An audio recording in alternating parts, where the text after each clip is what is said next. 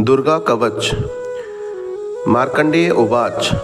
मार्कंडेय जी ने कहा, हे पितामह, जो इस संसार में परम गोपनीय तथा मनुष्यों की सब प्रकार से रक्षा करने वाला है और जो अब तक आपने दूसरे किसी के सामने प्रकट नहीं किया हो, ऐसा कोई साधन मुझे बताइए। ब्रह्मन, ऐसा साधन तो एक देवी का कवच ही है, जो गोपनीय से भी परम गोपनीय, पवित्र तथा संपूर्ण प्राणियों का उपकार करने वाला है। महामुने, उसे श्रवण करो। प्रथम नाम शैलपुत्री है, दूसरी मूर्ति का नाम ब्रह्मचारिणी है, तीसरा स्वरूप चंद्रघंटा के नाम से प्रसिद्ध है, चौथी मूर्ति को कूष्मांडा कहते हैं, पांचवी दुर्गा का नाम स्कंद माता है, देवी के छठे रूप को कात्यायनी कहते हैं, सातवां कालरात्रि और आठवां स्वरूप महागौरी के नाम से प्रसिद्ध है। नवी दुर्गा का नाम सिद्धिदात्री है। ये सब नाम सर्वज्ञ महात्मा वेद भगवान के द्वारा ही प्रतिपादित हुए हैं। जो मनुष्य अग्नि में जल रहा हो, रणभूमि में शत्रुओं से घिर गया हो, विषम संकट में फंस गया हो तथा इस प्रकार भय से आतुर होकर जो भगवती दुर्गा की शरण में प्राप्त हुए हों, उनका कभी कोई अमंगल नहीं होता। युद्ध के समय संकट में पड़ने पर भी उनके ऊपर कोई विपत्ति दिखाई नहीं देती। उन्हें शोक, दुख और भय की प्राप्ति नहीं होती। जिन्होंने भक्तिपूर्वक देवी का स्मरण किया है, उनका निश्चय ही अभ्युदय होता है। देवेश्वरी, जो तुम्हारा चिंतन करते हैं, तुम उनकी निसंदेह रक्षा करती हो। चामुंडा देवी प्रेत पर आरूढ़ होती हैं, वाराही भैंसे पर सवारी करती हैं, ऐन्द्री का वाहन ऐरावत हाथी है, वैष्णवी देवी गरुड़ पर ही आसन जमाती हैं, महेश्वरी वृषभ पर आरूढ़ होती हैं, कौमारी का वाहन मयूर है, भगवान विष्णु की प्रियतमा लक्ष्मी देवी कमल के आसन पर विराजमान है और हाथों में कमल धारण किए हुए हैं। वृषभ पर आरूढ़ ईश्वरी देवी ने श्वेत रूप धारण कर रखा है। ब्रह्मी देवी हंस पर बैठी हुई हैं और सब प्रकार के आभूषणों से विभूषित हैं। इस प्रकार ये सभी माताएं सब प्रकार की योग शक्तियों से संपन्न हैं। इनके सिवा और भी बहुत सी देवियां हैं जो अनेक प्रकार के आभूषणों की शोभा से युक्त तथा नाना प्रकार के रत्नों से सुशोभित हैं। ये संपूर्ण देवियां क्रोध में भरी हुई हैं और भक्तों की रक्षा के लिए रथ पर बैठी दिखाई देती हैं। ये शंख, चक्र, गदा, शक्ति, हल और मूसल, खेटक और तोमर, परशु तथा पाश, कुंत्र और त्रिशूल एवं उत्तम शार्ग धनुष आदि अस्त्र शस्त्र अपने हाथ में धारण करती हैं। दैत्यों के शरीर का नाश करना, भक्तों को अभयदान देना और देवताओं का कल्याण करना, यही उनके शस्त्र धारण का उद्देश्य है। महान रौद्र रूप, अत्यंत घोर पराक्रम, महान बल और महान उत्साह वाली देवी, तुम महान भय का नाश करने वाली हो। तुम्हें नमस्कार है। तुम्हारी ओर देखना भी कठिन है। शत्रुओं का भय बढ़ाने वाली जगदम्बिके, मेरी रक्षा करो। पूर्व दिशा में ऐन्द्री अर्थात इंद्र शक्ति मेरी रक्षा करें। अग्निकोण में अग्निशक्ति, दक्षिण दिशा में वाराही तथा नैऋत्य कोण में खड़गदारिणी मेरी रक्षा करें। पश्चिम दिशा में वारुणी और वायव्य कोण में मृग पर सवारी करने वाली देवी मेरी रक्षा करें। उत्तर दिशा में कौमारी और ईशान कोण में शूलधारिणी देवी मेरी रक्षा करें। ब्रह्माणी, तुम ऊपर की ओर से मेरी रक्षा करो और वैष्णवी देवी नीचे की ओर से मेरी रक्षा करें। इसी प्रकार शव को अपना वाहन बनाने वाली चामुंडा देवी दसों दिशाओं में मेरी रक्षा करें। जया आगे से और विजया पीछे से की ओर से मेरी रक्षा करें। वाम भाग में अजिता और दक्षिण भाग में अपराजिता रक्षा करें। उद्योतनी शिखा की रक्षा करें। उमा मेरे मस्तक पर विराजमान होकर रक्षा करें। ललाट में मालाधारी रक्षा करें और यशस्विनी देवी मेरी भौहों का संरक्षण करें। भौहों के मध्य भाग में त्रिनेत्रा और नथनों की यमघंटा देवी रक्षा करें। नासिका में सुगंधा और ऊपर के ओट में चर्चिका देवी रक्षा करें। नीचे के ओट में अमृतकला तथा जिव्या में सरस्वती देवी रक्षा करें। कौमारी दांतों की और चंडिका कंठ प्रदेश की रक्षा करें। चित्रघंटा गले की घाटी की और महामाया तालु में रहकर रक्षा करें। कामाक्षी ठोड़ी की और सर्वमंगला मेरी वाणी की रक्षा करें। भद्रकाली ग्रीवा में और धनुर्धरी पृष्ठवंश अर्थात मेरुदंड में रहकर मेरी रक्षा करें। कंठ के बाहरी भाग में नीलग्रीवा और कंठ की नली में नलकोबरी मेरी रक्षा करें। दोनों कंधों में खड़गनी और मेरी दोनों भुजाओं की वज्रधारणी रक्षा करें। दोनों हाथों में दंडिनी और उंगलियों में अंबिका रक्षा करें। सुलेश्वरी नखों की रक्षा करें। कुलेश्वरी कुक्षी अर्थात पेट में रहकर रक्षा करें। महादेवी दोनों स्तनों की और शोक विनाशिनी देवी मन की रक्षा करें। ललिता देवी हृदय में और शूलधारिणी उदर में रहकर रक्षा करें। नाभि में कामिनी और गुहा भाग में गुहेश्वरी देवी मेरी रक्षा करें। पूतना और कामिका लिंग की और महिषवादिनी वाहिनी गुदा की रक्षा करें। भगवती कटी भाग में और विंध्यवासिनी घुटनों की रक्षा करें।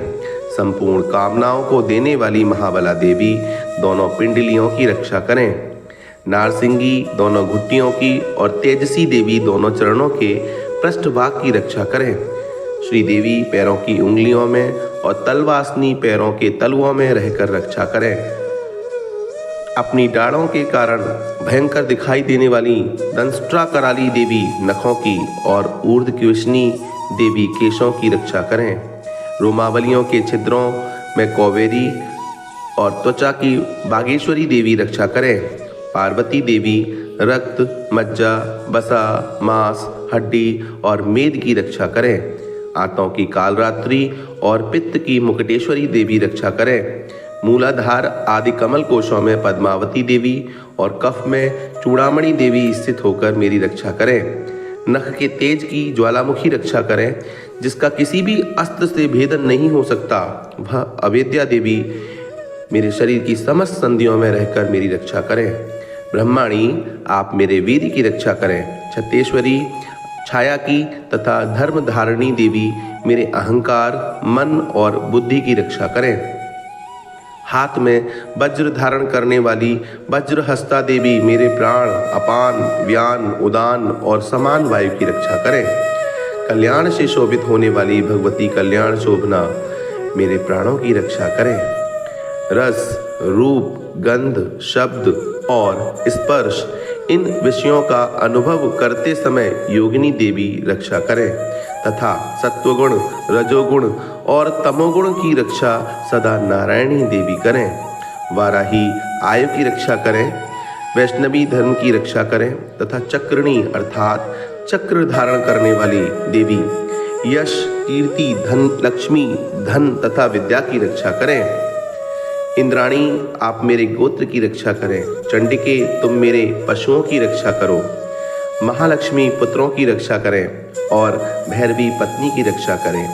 मेरे पद की सुपता तथा मार्ग की क्षेमकरी रक्षा करें। राजा के दरबार में महालक्ष्मी रक्षा करें तथा सब ओर व्याप्त रहने वाली विजया देवी संपूर्ण भयों से मेरी रक्षा करें। देवी जो स्थान इस कवच में नहीं कहा गया है और रक्षा से रहित है, वह सब तुम्हारे द्वारा सुरक्षित हो, क्योंकि तुम विजयशालिनी और पाप नाशिनी हो। यदि अपने शरीर का भला चाहे तो मनुष्य बिना कवच के कहीं एक पग भी न जाए। कवच का पाठ करके ही यात्रा करे। कवच के द्वारा सब ओर से सुरक्षित मनुष्य जहाँ जहाँ भी जाता है, वहाँ वहाँ उसे धन लाभ होता है तथा संपूर्ण कामनाओं की सिद्धि करने वाली विजय की प्राप्ति होती है। वह जिस जिस अभीष्ट वस्तु का चिंतन करता है, उस को निश्चय ही प्राप्त कर लेता है। वह पुरुष इस पृथ्वी पर तुलना रहित महान ऐश्वर्य का भागी होता है। कवच से सुरक्षित मनुष्य निर्भय हो जाता है। युद्ध में उसकी पराजय नहीं होती तथा वह तीनों लोकों में पूजनीय होता है। देवी का यह कवच देवताओं के लिए भी दुर्लभ है, जो प्रतिदिन नियम पूर्वक तीनों संध्याओं के समय श्रद्धा के साथ इसका पाठ करता है उसे दैवी कला की प्राप्ति होती है तथा वह तीनों लोकों में कहीं भी पराजित नहीं होता। इतना ही नहीं, वह अपमृत्यु से रहित हो 100 से भी अधिक वर्षों तक जीवित रहता है। मकड़ी, चेचक और कोढ़ आदि उसकी संपूर्ण व्याधियां नष्ट हो जाती हैं। कनेर, भांग, अफीम, धतूरे आदि का स्थावर विष, सांप और बिच्छू आदि के काटने से चढ़ा हुआ जंगम विष तथा अहिफेन और तेल के संयोग आदि से बनने वाला कृत्रिम विष, ये सभी प्रकार के विष दूर हो जाते हैं, उनका कोई असर नहीं होता। इस पृथ्वी पर मारण, मोहन आदि जितने अभिचारक प्रयोग होते हैं तथा इस प्रकार के मंत्र यंत्र होते हैं, वे सब इस कवच को हृदय में धारण कर लेने पर उस मनुष्य को देखते ही नष्ट हो जाते हैं। यही नहीं, पृथ्वी पर विचरने वाले ग्राम देवता, आकाशचारी देव विशेष, जल के संबंध से प्रकट होने वाले गण, उपदेश मात्र से सिद्ध होने वाली निम्न कोटि के देवता, अपने जन्म के साथ प्रकट होने वाले देवता, कुल देवता, माला, कंठमाला आदि, डाकिनी, शाकिनी, अंतरिक्ष में विचरण करने वाली अत्यंत बलवती भयानक डाकिनियाँ, ग्रह, भूत, पिशाच, यक्ष, गंधर्व, राक्षस, ब्रह्म राक्षस, बेताल, कूष्मांड और भैरव आदि अनिष्टकारक देवता भी हृदय में कवच धारण किए रहने पर उस मनुष्य को देखते ही भाग जाते हैं।